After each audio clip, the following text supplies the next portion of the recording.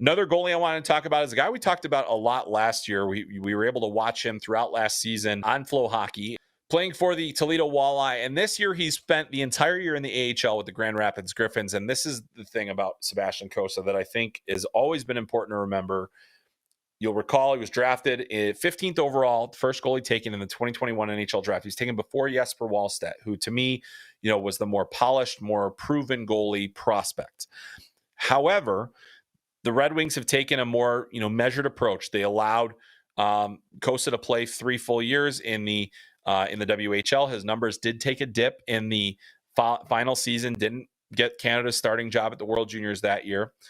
They go ahead and they give him a little bit of time in the AHL, but then they send him to Toledo, and he plays 46 games with the Toledo Walleye last season, a .913 save percentage, .917 save percentage in the playoffs as Toledo went on a bit of a run, but didn't ultimately win the title.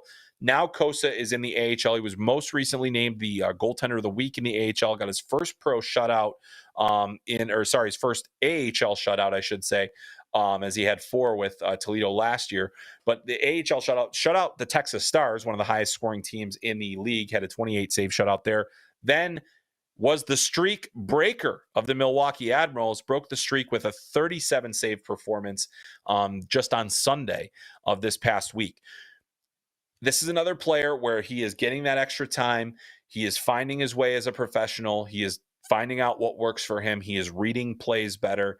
I think that this is a player that is taking that gradual pace. And it's, again, the importance of step-by-step development, the importance of patience, even when you've got a player that's drafted 15th overall.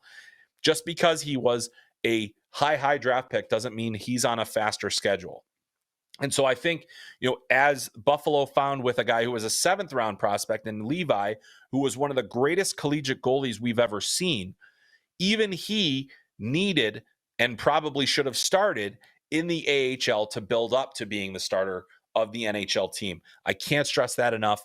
Being in the AHL is it's essentially now a prerequisite to be a goalie in the NHL. We're seeing it with Askarov. We're seeing it with Cossa. We've seen it with pretty much every goalie that's in the league right now. They have played a significant amount, or at least a good chunk of a season in the AHL before they became NHL goaltenders.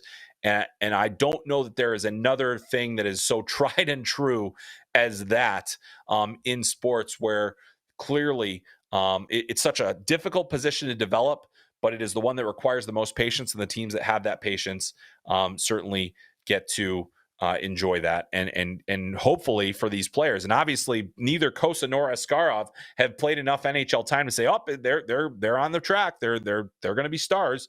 But I think that what we can say is that they are getting closer and closer to being ready to be NHL goaltenders. And what good news that is for both the Nashville Predators and the Detroit Red Wings.